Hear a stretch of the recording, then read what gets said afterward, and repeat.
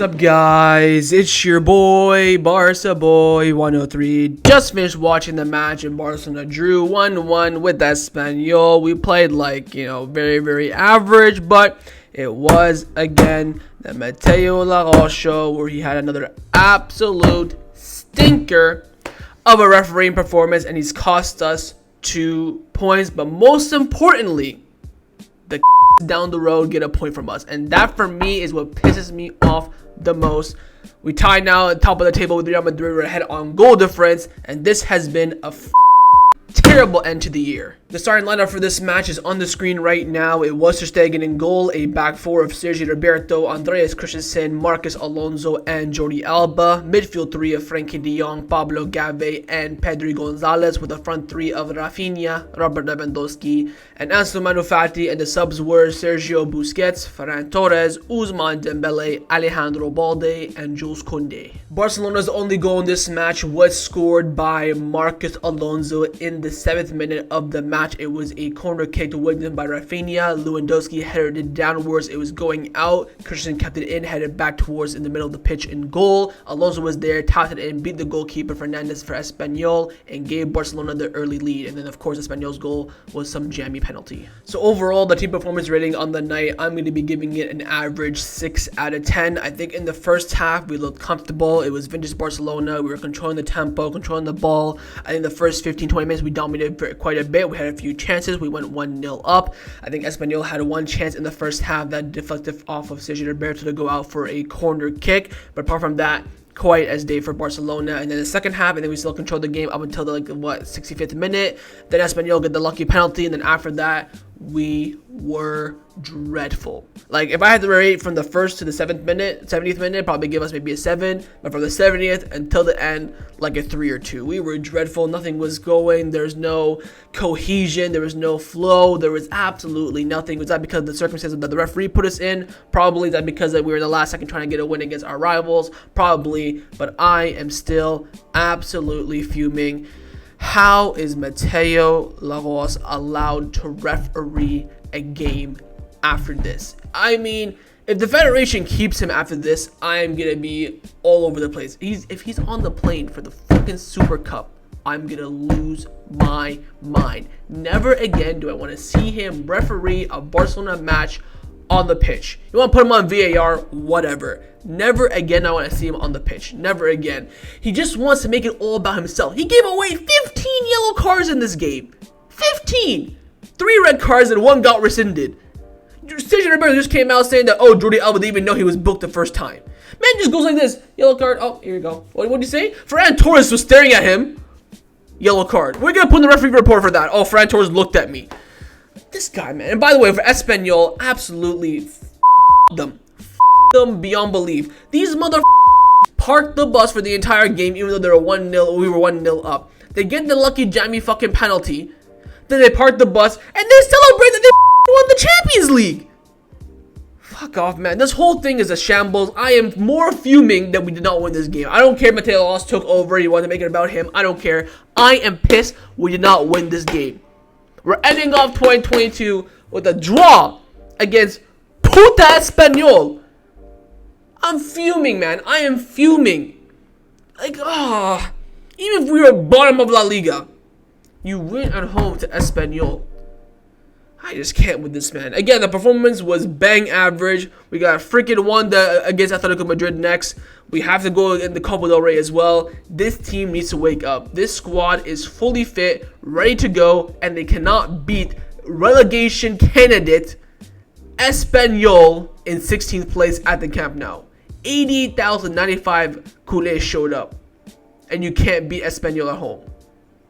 This team needs to wake up, because there's going to be the fan base is, if we drop points at the Wanda, the fan base is going to start turning on absolutely everyone. Then you have the Super Cup right after that. This team needs to wake up, or else we're going to be in for a real ride this new year in 2023. But overall, team performance rating, I'm going to give it a 6 out of 10. Let's now get into the players' individual player ratings. I don't know I'm doing this. We're going to start with the goalkeeper, Marc-Andre Ter Stegen. I'm going to give Ter Stegen a 6. Did absolutely nothing the entire game. He controlled his box very well. I remember in the first half, penalty, It could have got a foot on it, but he went the wrong way. What can you do? It's a 50-50. If he saves this, he probably gets a 10, but it is what it is. No problem with second for me today on his performance, and we move 6 out of 10 for him. Now for the center back partnership, firstly, on the right-hand side, it was Andreas Christensen. I'm going to give him a 6. You could say very generous. I think in the first 5 minutes, he was a shambles. His passing was not going anywhere, but then he recovered. I think he defended very well from like the 10th minute until like the 60th minute. Then he had a little bit of a dump as well during that penalty Carfunkel. But I think overall he put in the shift. I have no real complaints about him. I will give him a 6. But his center back partner on the left hand side was Marcos Alonso. I'm gonna give him a 7. I was gonna give him an 8. But then he gave away the penalty, scored a goal, had a few other chances, and also did play very, very well. People in the live stream were saying that, oh, Alonso's looking decent. He's looking like a good cover for center back. I think he played well, but apart from giving away the penalty, if he didn't give away the penalty, I probably would have given him an 8, honestly. But I think he put in a good performance, good shift from him.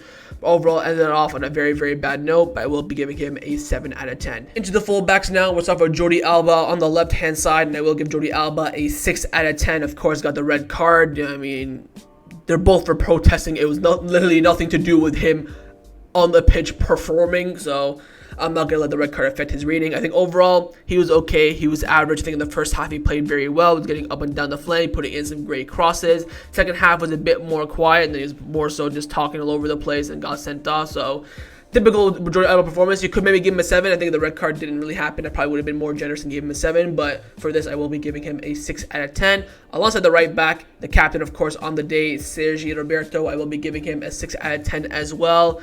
I think he was average as well. I think he linked up pretty well with Raphinha in the first half. He's making some good runs. He had some good shots as well. Had defended very well as well in the first half. Second half, like the rest of the team, just dropped off. But I think, you know what? I'd rather play Roberto there than have, Alejandro Balde. I think Roberto's more natural in that position. He's used to it more often, although maybe Alejandro Balde in this game, based on what's happened afterwards, post-Moda, maybe would have done a bit better, true, but I think Roberto in that natural position, he's played there a lot. I think he can really grow in that position, but again, from him tonight, pretty average, and I will be giving him a 6 out of 10. Into the midfield now, we're starting with Frenkie de Jong in the pivot position, and Frenkie de Jong is my man of the match, and I'm going to be giving him a very, very strong 7 out of 10, almost gave him an 8. I think he played really well. I think he controlled that pivot. I think he had an abundance of recoveries. He had some great passing, great link-up play. He looked very strong in that pivot, and I want to see him there more often, especially in those big games. Wanda away, I want to see him. Betis in the Super Cup, I want to see him. I want to see him perform at the high level in the big games, because we all know against an Espanyol, against an Elche, or whatever the case may be, especially at home, he can do a job. I felt like he played very well today, and I'm very, very happy with the progression of Frenkie de Jong, and I will be giving him my man of the match and a 7 out of 10. Now, left-hand side of the midfield, it was, of course, Pedri, and I'm going to give Pedri a 7 out of 10. You could say very generous. I think his proper performance was a 6, but I think I'll give him a 7 for his effort and also for his ability to pick up the ball in small pockets and create changes. I think he did really well in that sense today. He was picking up the ball, 3 Espanyol players or 2 would press him. He would get out of it easily. He has some beautiful touches, beautiful passing. I do think in that first 20 minutes, he was a bit lackluster. He was still trying to get into the game, get used to it, adapt to it, but I think he grew into the game a lot. I think he played really well, and I will be giving him a 7 out of 10. And last on the right-hand side of the midfield, it was, of course, Xavi. I will give Xavi a 6 out of 10. Only played about 48 minutes. In the first half, I got a yellow card as well. Well, fucking everyone got a yellow card. In the first half, I think he played well. I think he linked up very well. He got a few chances in the final third, made some good progressive runs as well. But it wasn't, the Xavi of Spain that we saw, or the Xavi that we saw before the international break. But I think overall, put in a good shift. Only played 45 minutes, so I will give him an average 6 out of 10. Now for the forwards, and these are where the stinkers come in. Firstly, Raphinha. I'm going to give Raphinha a 5 out of 10. Every time I think we pay 60 million euros for him from Leeds, rising to 70, I just want to slap this chair. He's a 40 million pound player. We overpaid for him. I understand that. And Xavi asked for him, but my God, he cannot, he's so clueless in the final third. I don't get it. He'll get the ball from the wide right from Roberto, link up play, do well, pass few players in the box. Headless chicken, man. I don't know what's up with this guy. He needs to step up. There's already rumors that Barcelona want to sell him, and he's out here moving like he is in the box. He had a few good shots on target. I think second half he was dead. I don't feel confident when Raphinha has the ball, and for me that's a problem. I'm gonna give him a 5 out of 10. Next up on the left wing, it was Ansu Manufacti. I'm gonna give him a 5 as well. Freaking stinker from him today as well. It's just, I don't know why they both can't shoot. Like, they get the ball, they make good space. Again, like I always say, you said about Ferran Torres a few months ago. Their build-up play from their position to the final third is fine. No issues. Yeah, I can improve. I get that, but I'm content with it. It's in the final third when they have to make decisions on themselves is where they're stinking. Like what Xavi said in the documentary, the 4 P's, perception. Both their perception is trash. They cannot read what they have to do, when they have to cut back, when they have to cross, when they have to shoot. They'll say they today from Ansu Fati, and you know what? He needs to step up as well. You know, it gets worse from this. Wait till we get to the striker, Lewandowski 4. How on God's green earth he did not score today is beyond me. He missed clear-cut chances. We are begging for Lewandowski. Oh, shouldn't have the red card. Oh, we get the call that he comes and plays. Stinker. Link up play today was not that great. He had a few good turns and a few good passes in the first half. I do remember that. Second half though, he was clueless, absolutely clueless, and he missed that chance, that great through ball from Alejandro Balde. The header, the open header, I think around the 60th minute before even Espanyol got their penalty, that would have absolutely killed the game.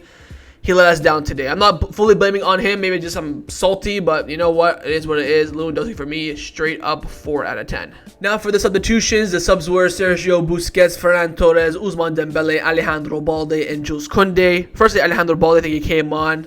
He looked great. He had great energy. He made some great runs, put in some excellent crosses. No problem with him. Jules Kounde as well came in, defended well. Crossing was a bit, meh, but it is what it is. Ferran Torres couldn't grow into the game. I thought like he was average, didn't really do much. Same with Sergio Busquets, but you know what? Everything went downhill and Busquets came on. I'm just gonna say. Then Bus he came on. He ran. He skinned past 2 players. He's looking great. After that, fucking stank beyond belief. How is this man a professional footballer asking for 800,000 euros per week, a Ballon d'Or salary, and can't shoot the ball? I've never seen Dembele outside the box shoot the ball on target in my life. I've watched this man in Barcelona since 2017. Never seen him outside the box put a shot on target.